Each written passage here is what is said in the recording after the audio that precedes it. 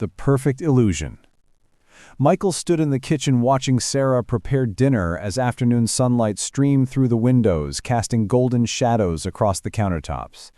Sarah moved with practiced grace, chopping vegetables while humming softly to herself, a habit Michael had grown to love over their 10 years of marriage. He smiled, thinking about how far they had come together, from uncertain lovers to a solid foundation of trust and commitment, or so he thought. The smell of garlic and rosemary filled the air as Sarah worked, and Michael poured himself a glass of wine, leaning against the counter nearby. Emma burst through the back door, her school backpack swinging wildly from one shoulder. Her face was flushed from running and her blonde hair fell loose around her shoulders. She was 11 now, almost 12, and growing up so fast. Michael felt a pang in his chest watching her. Michael had raised Emma since she was barely 2 years old, though she was not his biological daughter, but he had never thought of her as anything other than his daughter. Emma threw her arms around Sarah first, then came over to Michael, giving him a quick hug before racing upstairs to change her clothes. Michael watched her disappear around the corner and felt warmth spread through his chest. This was his family. This was everything he had worked for, everything he had sacrificed to build. Sarah turned to Michael with a tired smile, and he moved to help her finish the meal together. They worked in comfortable silence, the kind that only came from years of living together, of knowing each other so completely. Sarah leaned against his shoulder briefly as he stirred the sauce, and Michael felt grateful. In that moment, he felt like the luckiest man alive. But later that evening, after dinner had been cleared and Emma was upstairs doing homework, Sarah sat across from Michael at the dining room table. Her expression had shifted. Something darker seemed to lurk behind her eyes. Michael noticed her hands were trembling slightly as she gripped her coffee mug. Michael asked if everything was okay, noticing how she avoided his gaze. Something in his chest tightened, an instinct telling him that this conversation would change everything. Sarah took a deep breath, and her next words would shatter the perfect illusion they had built together. "You'll never be her real dad," she said coldly, "and stop pretending." Michael felt the room spin around him, his world fracturing in an instant. The unraveling truth. Michael stared at Sarah, unable to comprehend what she had just said. The words hung in the air between them like a poisonous fog. His heart pounded so hard he thought it might burst from his chest. "What do you mean?" he asked, his voice barely above a whisper. Sarah looked away from him, her jaw clenched tight, and her fingers still wrapped around the coffee mug as if it were the only thing grounding her to reality. 10 years, Michael said, standing up from the table, his voice rising. 10 years, Sarah. I have loved that girl like she was my own flesh and blood. I have been there for every school play, every birthday, every scraped knee and nightmare. I held her when she was sick. I taught her to ride a bike. I tucked her in every night. Sarah, you cannot just say something like that and expect me to understand. Sarah finally looked at him, and he saw tears streaming down her face. But there was something else there too, something cold and distant that he had never seen before. "For years, Michael," she whispered, "I have pretended that this life was enough, that you were enough for both of us. But every day I look at Emma and I see her real father. I see what we could have been if I had not made such a stupid mistake marrying you." The words hit Michael like physical blows. Each sentence felt like a knife being twisted deeper into his heart. He sat back down slowly, his legs suddenly unable to support him. "You married me, knowing you loved someone else?" he asked in disbelief. Sarah closed her eyes and nodded slightly, confirming his worst fear. "He was her biological father," she finally confessed. "His name is David, and Emma knows about him." Michael felt his world collapsing around him. David was a name Sarah had rarely mentioned over the years. A college boyfriend, she had said long ago, someone from her past before they met. But apparently the past was not as far away as he had thought. David had apparently reached out to Sarah months ago, wanting to know Emma. He wanted to be part of her life, and Sarah had been seeing him in secret, meeting him without telling Michael. The betrayal cut deeper than anything else Sarah had admitted so far. It was not just that she had feelings for her ex-lover, but that she had been lying to him directly, going behind his back and building a relationship with David, all while Michael sat at home believing they were happy, believing that their family was secure. Michael realized in that moment that the 10 years he thought they had shared were not what he believed them to be at all. Emma called from upstairs, asking if she could have a snack, and the normalcy of the question struck Michael as absurd. How could Emma be asking about snacks when his entire life was falling apart? How could anything possibly be normal ever again? Secrets revealed.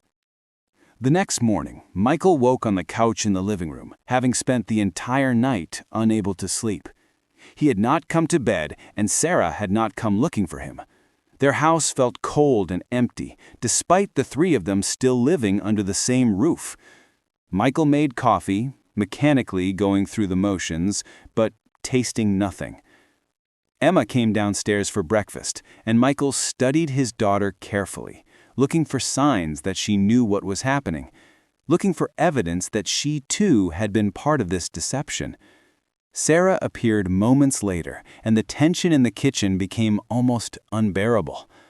Michael and Sarah exchanged glances, neither knowing how to navigate this new reality in front of Emma. "At school today," Emma mentioned casually, "I have to do a project about different types of families."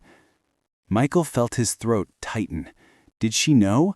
Was she trying to tell him something through this random comment, or was she genuinely just talking about her assignment?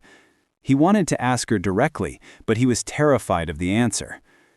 After Emma left for school, Michael confronted Sarah in the bedroom. He demanded to know everything. About David, about how long this had been going on, about whether Emma truly understood that Michael was the only father she had ever known. Sarah sat on the edge of the bed, wringing her hands together, and began to speak. "David found me on social media 6 months ago," she explained quietly. "At first, I just wanted to know about him. I was curious about the life I could have had if I had made different choices. But then, he asked Sissy Emma to know her." Sarah paused, and Michael could see the conflict in her eyes. "I arranged for her to meet him at the park. He wanted to know her, Michael. He felt like he had a right to know his own daughter." Michael felt his knees buckle beneath him. Emma had met her biological father, and neither of them had told him. They had kept this secret for months, building a relationship behind his back. He thought about all the times Emma had asked to go to the park lately, all the times she had come home with a strange expression on her face, all the times Sarah had made excuses about where they were going or what they were doing. Did Emma know that he was her biological father? Michael asked, his voice hollow with pain. Sarah nodded slowly, confirming his worst fear. David had told her weeks ago, and Emma had been processing it in her own way. "She is confused, Michael. She loves you, but she also wants to know her real father. She wants to understand where she comes from and who her family truly is." Michael left the room, unable to bear hearing any more. The world he thought he knew had shattered completely into 1,000 pieces, and he had no idea how to put it back together again. The breaking point. 3 weeks had passed since Michael learned the truth about Sarah and David, and the atmosphere in the house had become suffocating. Michael moved through each day like a ghost, going to work and coming home, but feeling disconnected from everything that was happening around him. Sarah barely spoke to him, except when necessary about household matters or Emma's schedule. Emma seemed withdrawn and confused, sensing the tension between her parents but not fully understanding how to navigate it. One evening, Michael sat in his office with the door closed, trying to work but unable to focus. His phone buzzed with a text from his best friend, James, asking if he wanted to grab a drink. Michael had not told anyone about what was happening. He had kept it all bottled up inside, but tonight he felt like he might explode if he did not talk to someone. He texted back, "Yes," and left the house without telling Sarah where he was going. At the bar, James ordered them both beers, and Michael finally broke down, telling his friend everything about Sarah and David, about Emma meeting her biological father, about the months of lies and deception. James listening without interrupting, his face growing darker with each revelation. When Michael finished talking, James shook his head and said, "Brother, you cannot let this destroy you. You have been a better father to that girl than most biological fathers ever will be." "But she is not my daughter," Michael said bitterly, "and her mother never wanted me to be." Maybe Sarah was right the whole time. Maybe I was just fooling myself, thinking we had something real. But even as he said the words, Michael knew they were not true. He loved Emma with every fiber of his being, and no biological technicality could change that. The next morning, Michael woke with a new resolve. He decided it was time to talk to Emma alone, to hear directly from her what she was feeling and what she wanted. He waited until Sarah left for work, then knocked on Emma's bedroom door. Emma was sitting on her bed, drawing in a sketchbook, and she looked startled when Michael entered. She quickly closed the book, and Michael could see she was nervous. "Hey, kiddo," Michael said, sitting down beside her. "Can we talk?" Emma nodded but did not speak. Her eyes were red-rimmed as if she had been crying. Michael took a deep breath and began. "I know about David," he said gently, "and I know you have been meeting him. I need you to know that no matter what happens between your mom and me, my love for you has not changed one bit." Emma's eyes filled with tears, and she finally spoke, her voice small and uncertain. "I did not know how to tell you, Dad. I was scared. You have always been there for me, and I did not want to hurt your feelings, but I also wanted to know where I came from. I wanted to understand my own story." Michael pulled her into his arms, and she sobbed against his chest. "I love you, Emma," Michael whispered into her hair, "and nothing will ever change that. You are my daughter in every way that matters. But I need you to understand something. Your mom and we are not okay right now. We need to figure some things out as adults. And you should not have to carry this secret alone." Emma pulled back and looked at her father with desperate eyes. "Are you and Mom getting divorced?" she asked. The question that Michael had been avoiding thinking about was finally spoken aloud. Michael did not have an answer for her. He honestly did not know what was going to happen. He only knew that Sarah had made her choice, and now he had to make his. The crossroads. Michael hired a lawyer 2 days later. It was a decision he did not make lightly, but he knew that he needed to protect himself, and more importantly, he needed to understand his legal rights regarding Emma, even though she was not his biological daughter. A part of him wanted to fight to maintain custody, or at least joint custody, but another part of him wondered if he was being selfish by trying to keep Emma when her biological father wanted to be in her life. Sarah found out about the lawyer through a mutual friend, and she exploded with anger. When Michael came home from work that evening, she was waiting for him in the living room, her face flushed with rage. "How dare you?" she screamed.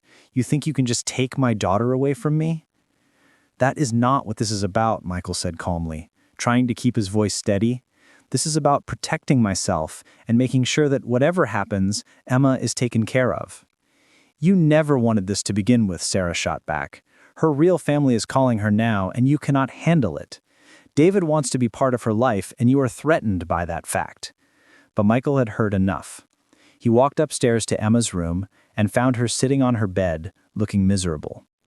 "Emma, I need you to know something," Michael said, sitting beside her. "This mess that is happening between your mom and me, it is not your fault. Do you understand? It is not your job to fix this or to choose sides. I want you to have a relationship with David if that is what you want. But I also want you to know that I am still here. I am not going anywhere." Emma threw her arms around him, and Michael held her tightly, feeling her small frame shake with sobs. He realized in that moment that no matter what happened with Sarah, no matter how this story ended, his relationship with Emma was worth fighting for. Over the next few weeks, Michael and Sarah began the painful process of negotiating separation agreements. Michael made the difficult choice to pursue legal recognition as Emma's father, even though she was not biologically his child. His lawyer explained that because Michael had raised Emma and been the only father she had ever known, the court might grant him certain parental rights.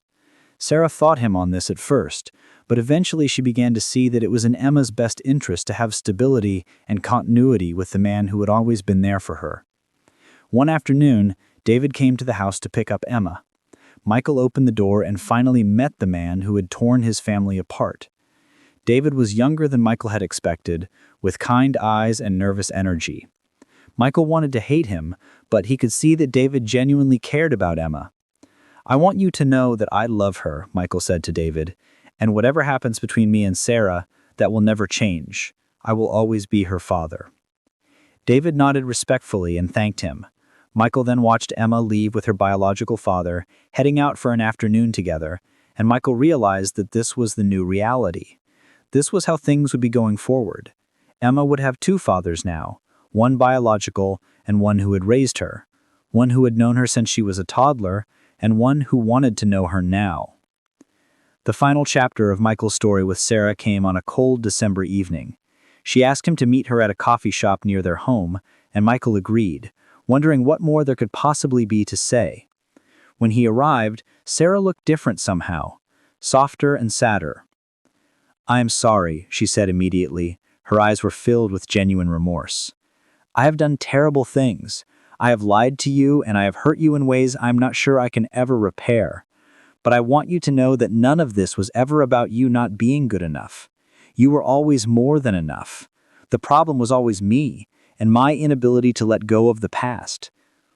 Michael listened as Sarah continued, explaining how she had felt trapped in her own life, how seeing David again had awakened feelings she thought were long dead, how she had handled everything in the worst possible way, through deception and cruelty instead of honesty and compassion.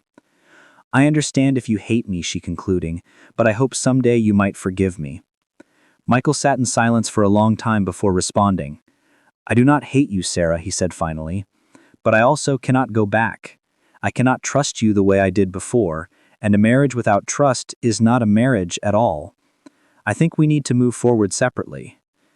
Sarah cried as she listened to his words, but she seemed to accept that this was the end. The marriage that had started with such promise 10 years ago had crumbled under the weight of secrets and lies.